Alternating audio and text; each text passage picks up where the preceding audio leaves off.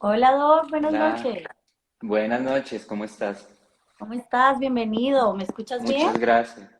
Sí, te escucho bien. ¿Tú me escuchas bien? Perfecto. ¿No hay eco? No, perfecto. Ok, ¿Tú? perfecto. No, perfecto. Todo súper. Ah, bueno, Doc, bueno, qué gusto tenerte aquí. Gracias por aceptar nuestra invitación, por compartir este tiempo y tu conocimiento con nosotros y con esta linda comunidad que hemos creado. No, con muchísimas gracias a ustedes, a Aquabody, por tenerme en cuenta, por estar siempre presentes, por actualizarse, por estar pendientes de su público y pues con todo el gusto del mundo poderlos acompañar el día de hoy en lo que pueda yo ayudarles, estoy presto. Ay, gracias, Doc, qué chévere. Pues quiero empezar agradeciendo a todas las personas que sacaron un poco de su espacio a esta hora, cuando ya hemos terminado nuestro día después de múltiples actividades. Contarles nuevamente un poco de nuestra marca. Aquabor es una marca colombiana que nació en pandemia y que ha sido un sueño largo, ya 2 años, y cuya finalidad precisamente es llevar a todas las personas, no solamente al público médico ni del área de la salud, sino a todas las personas, temas tan interesantes como el que vamos a tratar el día de hoy, que es la andropausia, y cómo desde la medicina funcional, la fluoroterapia, y bueno, toda esa experiencia que tú tienes, podemos ayudarle a los varones a entender un poco mejor como este proceso. Entonces, bueno, gracias nuevamente a todos. Vamos a empezar, como les decía el día de hoy, con un tema que pocas veces se trata. Y aunque esta marca, pues realmente su producto final son unos panties ecoamigables para usarlos durante el ciclo menstrual y para la incontinencia, también quisimos incluir a los varones como parte de estas charlas. Y por eso el tema de hoy es la andropausia.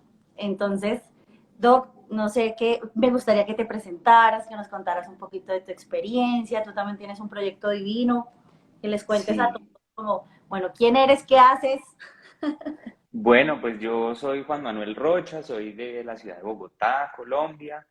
Soy médico de profesión, médico cirujano de la Universidad del Bosque, ya con más de 8 años de experiencia. Hice una especialización en gerencia de la salud y también hice una maestría internacional en medicina funcional y medicina estética con la Universidad de San Pablo de Tucumán en Argentina. Actualmente pues estoy desarrollando mi proyecto Senderos, Medicina Especializada y Spa, donde tenemos una pequeña clínica que va a ir creciendo paso a paso. Estamos construyendo un futuro juntos para poder brindar bienestar y belleza, ¿por qué no?, a las personas.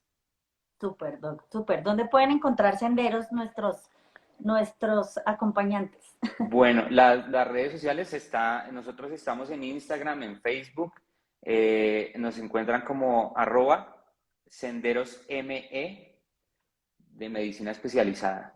A mí me encuentran como @dr de doctor Juan M. Rocha, y ahí nos pueden seguir, pueden estar al tanto de absolutamente todas nuestras publicaciones, lo que estamos haciendo, qué desarrollamos. Nosotros aquí en Senderos tenemos la consulta de medicina funcional, medicina antienvejecimiento, medicina estética, tenemos ginecología y obstetricia, ecografía, toma de muestras ginecológicas, ultrasonido, pues con la ecografía.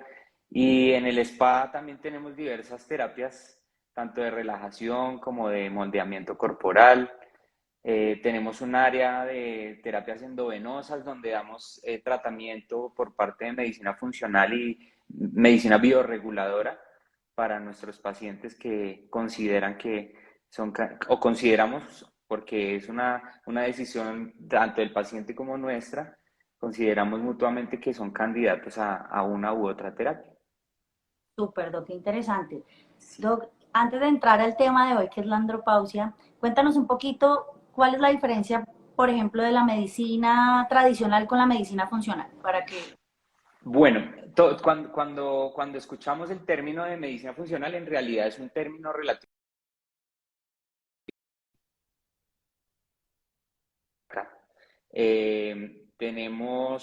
No es mucha la diferencia. Nosotros en medicina funcional somos alópatas, no somos medicina alternativa, porque las alternativas son una alternativa. Nosotros somos una medicina complementaria. Nosotros acompañamos un proceso de tratamiento de enfermedad que muchas veces va concomitantemente con un tratamiento alopático, que es el que conocemos pues en este lado en Occidente. La medicina funcional precisamente busca poner en funcionamiento adecuado todo el organismo, el aparato metabólico, que pues entendemos que es la base de donde se originan la gran mayoría de enfermedades de las cuales hoy en día conocemos y padecemos desafortunadamente la humanidad. Ok, súper.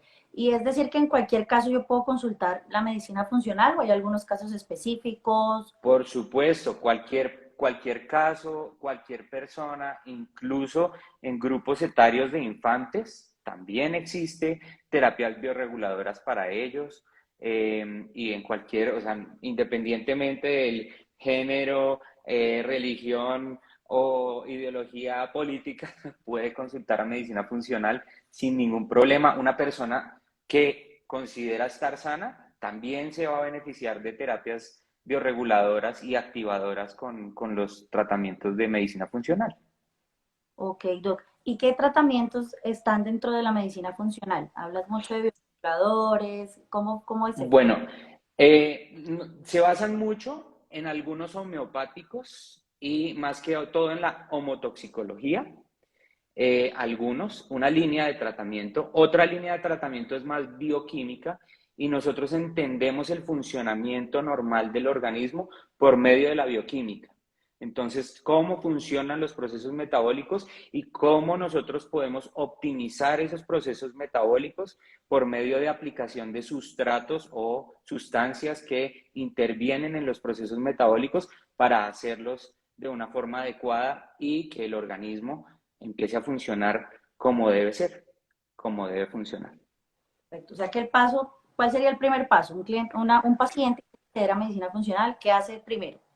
Bueno, lo primero que nosotros hacemos es una valoración médica integral, donde pues tomamos los signos vitales, las medidas biométricas y antropométricas, perdón, y hacemos un diagnóstico y un objetivo y trazamos un objetivo. Y de acuerdo a ese objetivo, miramos con el paciente que se acomoda más. Entonces, por lo general, se ofertan terapias endovenosas por ciclos y luego ciclos de mantenimiento para tener ese resultado óptimo sobre el funcionamiento del organismo. Ok, súper interesante. Entonces ahorita nos metemos con la parte endovenosa. Claro que sí.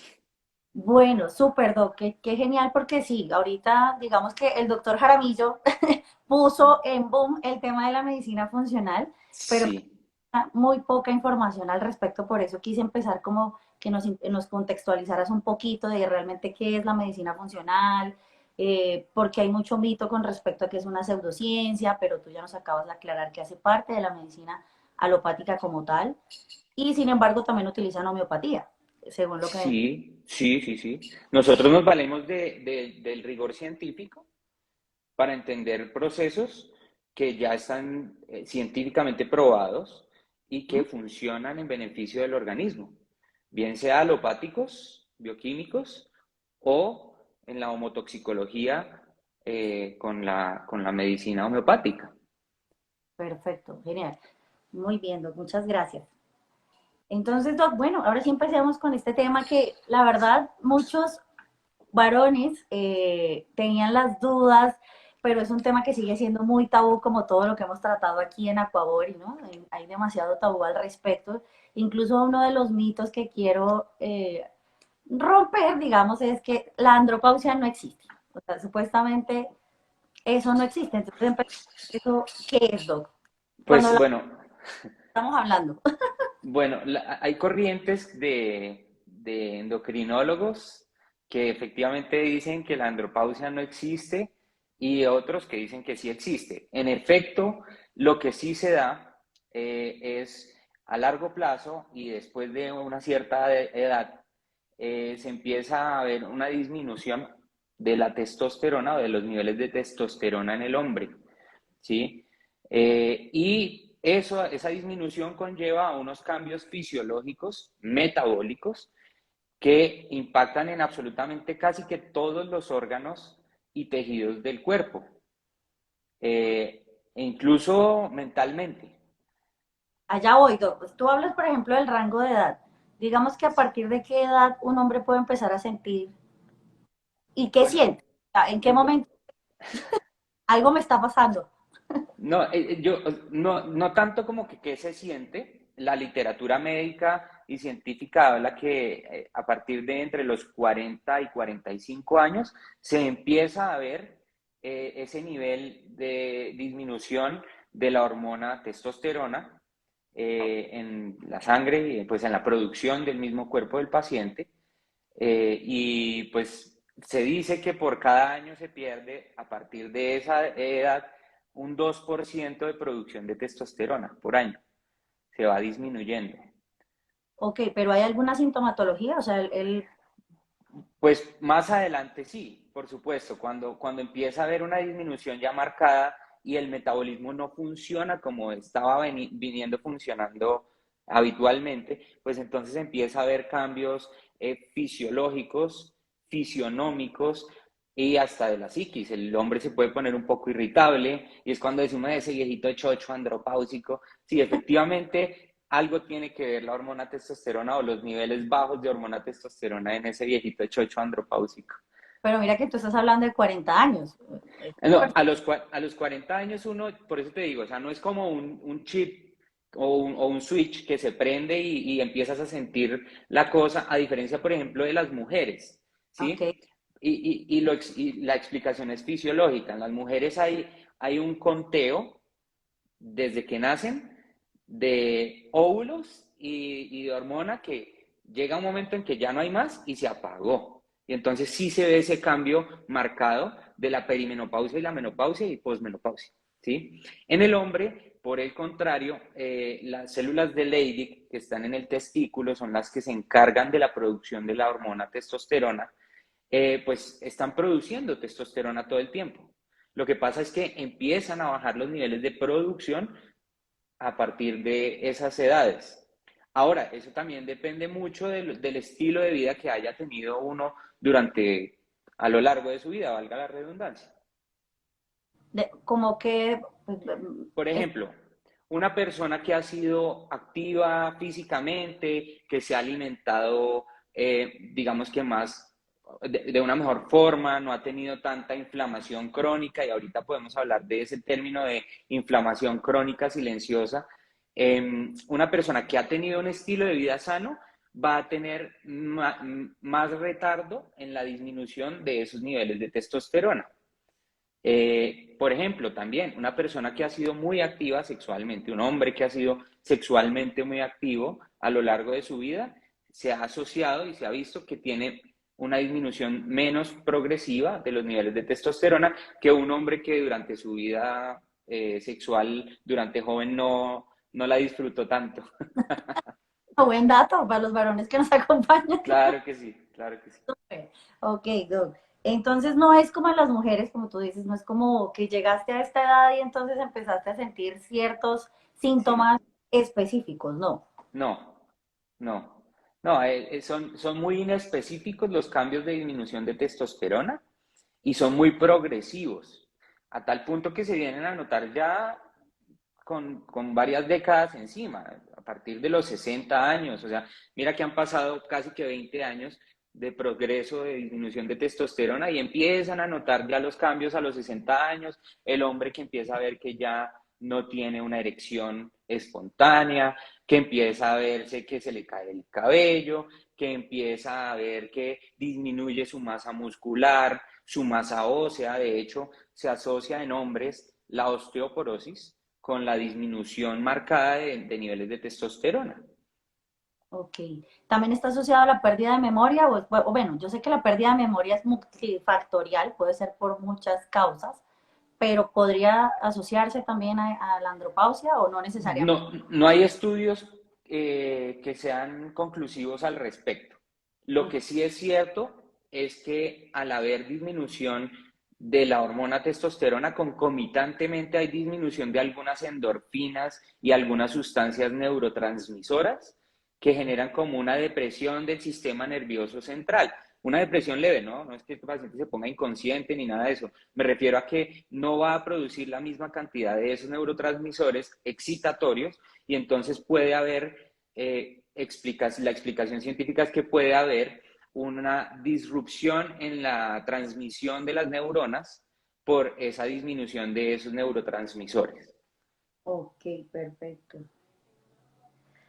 Entiendo, Doc. Entonces, y bueno, y ahí te hago una pregunta. Hay un mito también con respecto que a los 40 hay una crisis en los hombres Pues, pues y quién sabe, ¿no? Eso, mencionan que puede estar asociado a la andropausia. ¿Qué tan cierto es eso?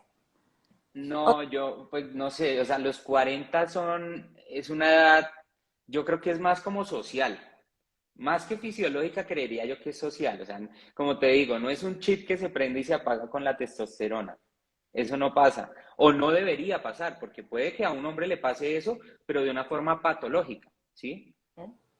Y entonces ahí hay que empezar a tratarlo, ¿no? Eh, pero no debería pasar eso así, ¿sí? Eso no debería suceder. Normalmente yo creo que ese chip de la crisis de los 40 tiene que ver más como con que uno ya nota que es un adulto maduro, están dejando de ser un adulto joven y está convirtiéndose en un adulto maduro, y empieza a ver la vida en retrospectiva y a ver que muchas cosas que antes podía hacer ya no las puede hacer, bien sea porque tiene obligaciones familiares o obligaciones económicas o porque físicamente ya no lo puede hacer. Entonces yo creo que tiene que ver más esa crisis de los 40 con los hombres que otra cosa. Perfecto, Doc. Mira, aquí nos hacen una pregunta. Después de ese rango de edad de los 40 en adelante, ¿qué examen médico se recomienda hacer en relación con la andropausia? Bueno, hay niveles de testosterona en sangre que podemos medir para evaluar si efectivamente el paciente está cursando con niveles bajos de testosterona o no. Y eso lo encontramos, pues la testosterona tiene una secreción pulsátil en Ujú. el organismo. Está dada por un eje que es del hipotálamo, una parte del cerebro, una parte central en el cerebro, manda una hormona a la hipófisis, que está un poquitico más abajito, y en la hipófisis se estimula la producción de otras hormonas que son la FSH, la folículo estimulante, y la LH, la luteinizante. Entonces, ellas van a actuar directamente en la glándula o en el órgano para producir testosterona. Esos pulsos se miden o se dan muchas veces entre 90 y 120 minutos los pulsos de generación de GNRH, que es la del hipotálamo, la de arriba, ¿sí? Y cuando allá hay mucha producción de testosterona, hace una retroalimentación o un feedback negativo para que se deje de producir allá arriba el GNRH o la hormona que es precursora de la función de la testosterona y se deja de producir. Eso también se da durante los ciclos circadianos y se ha evaluado que los momentos de mayor producción de testosterona se dan hacia el final de la madrugada. Ujú. Entonces, los niveles de testosterona en sangre de un paciente se deberían medir en ese momento, en ayunas. Digamos que un paciente a las 6 de la mañana vaya, tómese la testosterona en sangre. Bueno, Doc, pero ahí tocas un punto importante. ¿Cómo llega un hombre y pide ese examen? Como Ah, no, no, o sea, normal, o sea, digamos oro. que, bueno, eso, ahí ya tocamos otro punto y es el sistema de salud, ¿no? Entonces, digamos que hay cosas que las cubre el plan básico de servicios de salud y hay cosas que no y que debe ordenar ya el especialista. Normalmente y en el modelo de atención que tenemos, pues el paciente debería pasar por el médico general remitirlo al endocrinólogo y el endocrinólogo formularle o el médico internista y el internista o el especialista formularle los exámenes que a bien considere. Entonces uno debería, en teoría, uno debería hacerse chequeos cada año, ¿no? Y esos chequeos incluyen entonces función tiroidea, perfil lipídico, podemos tener también pues el cuadro hemático, la función renal, la función hepática, y eso digamos que es como como un paquetico básico para saber nuestro metabolismo cómo está, ¿sí? Aparte de eso, la glucosa, la glicemia y la hemoglobina glicosilada.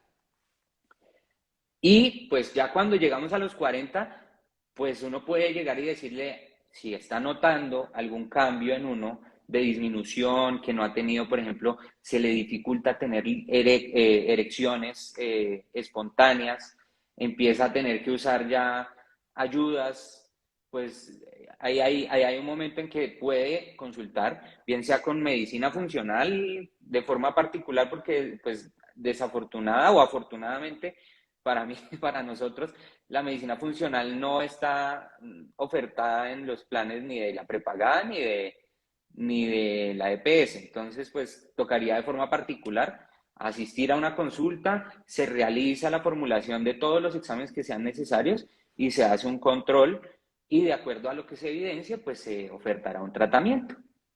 Ok, perfecto. Doc, en el proceso de la andropausia, digámoslo así, ¿hay presencia de sudoración como le pasa a las mujeres? Los calores que ¿O llamas los tú, que llaman? no, no tanto. No, incluso puede haber más, es como sensación de frío. O Ok, sea, al hombre no le pasa "Uy, qué calor y la sudoración, no. Más al viejito le pasa es que le da frío, ¿sí? Y es básicamente porque es que la testosterona es una hormona anabólica. ¿Qué quiere decir eso? Que es una hormona que, hagamos de cuenta que sintetiza, que agrupa, ¿sí? Que almacena. Entonces, al perderse la función de la testosterona, y pues no solo de la testosterona, de otras hormonas que son anabólicas, empieza a disminuir el grosor de la capa grasa, empieza a disminuir la masa muscular, y entonces eso nos quita una barrera mecánica que nos permite pues tener sensación de más frío, por ejemplo. bueno, interesante, eso me parece muy interesante. Eso tiene, tiene como una finalidad, tú nos hablas que puede pasar como desde los 40, digamos, en adelante, ¿termina en algún momento o es algo que simplemente La como, disminución de la testosterona sí, sí termina en el momento en que deja de latir el corazón y el cerebro deja de funcionar. no, ok, perfecto. Sí, te O lo sea, a pregunto, lo largo de la vida del probablemente no. hombre, siempre se va a producir testosterona siempre y cuando haya testículos, ¿sí? Hay dos fuentes de producción de testosterona en el cuerpo. La mayor en el hombre son los testículos y una muy pequeñita en las glándulas suprarrenales, unas glandulitas que tenemos encima de los riñones. Entonces, pero la gran mayoría, digamos que más del 90% se producen los testículos. Obviamente, si el paciente ha sufrido una orquidectomía, se llama eso, le han quitado un testículo por X o Y motivo, pues ahí se frenó la producción de testosterona, Ok, ¿sí? En gran medida. Entonces, pues en teoría nosotros siempre que tengamos testículos o gónadas, vamos a estar produciendo testosterona por las células de Leydig, que son unas células que están en el testículo, en el intersticio del testículo, en la masita del testículo. perfecto. Te lo preguntaba más como por aclarar, como decías, en las mujeres hay un conteo de Sí, hombres, pero en los hombres entonces estamos clarísimos que, sí. No, pues, no lo hay y a tal punto que la testosterona tiene dos funciones. Una endocrina, que es la que te hablaba anabólica y mental y bueno, de regular otros procesos metabólicos, y una exocrina, que es estimular la producción de espermatozoides en otras células que son vecinitas a las células de Leydig, que se llaman células de Sertoli.